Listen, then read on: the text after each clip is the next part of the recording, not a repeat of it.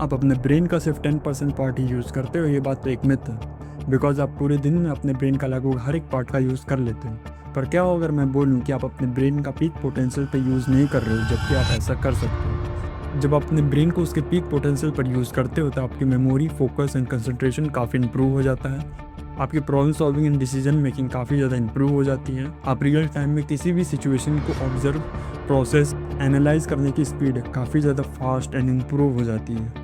और भी बहुत कुछ फ़ायदा होता है अगर आप अपने ब्रेन में गामा वेव्स को एक्टिवेट कर लेते हो।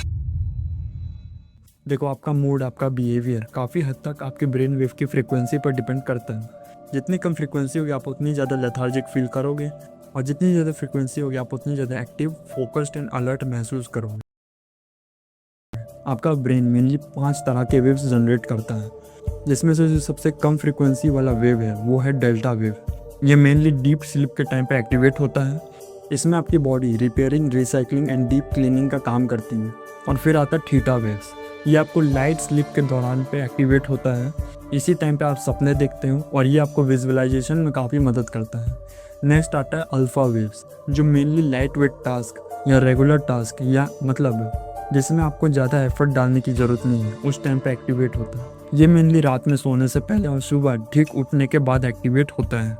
और फोर्थ है बीटा वेव्स, जो तब एक्टिवेट होता है जब आप मॉडरेट लेवल के टास्क करते हो। जैसे कि जब आप मीडियम टू हाई लेवल की प्रॉब्लम सॉल्व करते हो तब ये एक्टिवेट होता है। इस टाइम पर आपका फोकस लेवल काफ़ी ज़्यादा इंप्रूव हो जाता है। पर ज़्यादातर लोग यहीं पर आके रुक जाते हैं और वो कभी भी गामा वेव्स को एक्टिवेट नहीं कर पाते हैं। गामा वेव्स की फ्रीक्वेंसी सबसे ज़्यादा हाई होती है, और जब ये एक्टिवेट होते हैं तब आपका focus and concentration laser sharp हो जाता है। आपका काम कब कंप्लीट हो जाएगा आपको पता भी नहीं चलेगा। आपका problem solving skill, decision making काफ़ी फास्ट हो जाएगा। इमेजिन करो कि आपको एक प्रॉब्लम सॉल्व करने को दिया गया। उस प्रॉब्लम को सॉल्व करने के मेनली 4 मेथड्स हैं। अगर आपका ब्रेन बीटा वेव्स पर रन कर रहा है तो आपका ब्रेन एक एक कर सारे मेथड को एनालाइज कर प्रोसेस करेगा, जिसमें काफ़ी ज़्यादा टाइम लगेगा। पर अगर आपका ब्रेन गामा वेव्स पर रन कर रहा है तो वो एक ही बार में चारों मेथड को एनालाइज कर प्रोसेस कर देगा और आपको सही मेथड का पता चल जाएगा। इसे एक्टिवेट करने के लिए आपको काफ़ी हाई इंटेंसिटी वाले कैलकुलेशन एनालिसिस करने पड़ेंगे। और कैलकुलेशन सुनकर ये मत सोचने लगना कि आपको मैथ या फिजिक्स पढ़ना होगा। आप बेसिकली किसी भी तरह की कैलकुलेशन कर सकते हो। फॉर एग्जांपल, आप मार्केट एनालाइज कर फ्यूचर प्रेडिक्ट कर सकते हो, या बॉडी लैंग्वेज एनालाइज कर सकते हो। चाहे वो किसी भी फील्ड में, चाहे वो मेडिकल हो, बिजनेस हो, साइंटिफिक कोई डिस्कवरी करना हो, या फिर अपने बिजनेस में कोई नया इनोवेशन करना हो। बस आपको याद रखना कि आप जो भी कैलकुलेशन एंड एनालिसिस करोगे आप अपने ब्रेन के पीक पोटेंशियल पे करोगे। आपको अपने ब्रेन का मैक्सिमम पावर यूज़ करना है, तभी आपका गामा वेव्स एक्टिवेट होगा। आपको कॉन्स्टेंटली नए स्किल सीखते रहना है, जिससे आपके ब्रेन के न्यूरल कनेक्शन स्ट्रॉन्ग होंगे। इस लिस्ट का स्क्रीनशॉट ले लो, इसमें एग्जैक्टली लिखा हुआ है कि आपको क्या क्या करना है गामा वेव्स को एक्टिवेट करने के लिए। पर जब आप गामा वेव्स को एक्टिवेट कर लोगे तो आप 2 मेजर प्रॉब्लम्स का सामना करोगे। फर्स्ट है फ्यूल। देखिए, आपका ब्रेन, अगर आप अपनी कार को फुल स्पीड में रन करना चाहते हो तो उसे हाई क्वालिटी का फ्यूल हाई क्वांटिटी में देना भी होगा। यानी बेसिकली आपको अपने डाइट में mineral rich, high protein and high fibre food को ऐड करना होगा।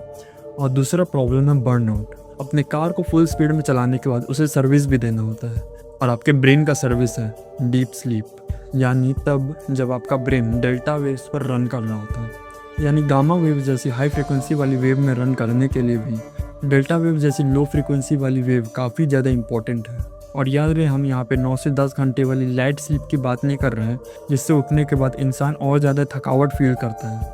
हम यहाँ पे डीप स्लीप की बात कर रहे हैं, जब आपका ब्रेन एक्चुअल में रेस्ट कर रहा होता है। भले ही 4 से 6 घंटे की नींद लेनी है, पर वो नींद इतनी गहरी होनी चाहिए कि आपके ब्रेन का रेस्ट कंप्लीट हो जाए।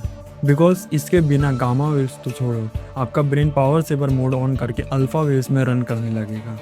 और डीप स्लीप को अचीव कैसे करते हैं ये हम आपको अगली वीडियो में बताएंगे।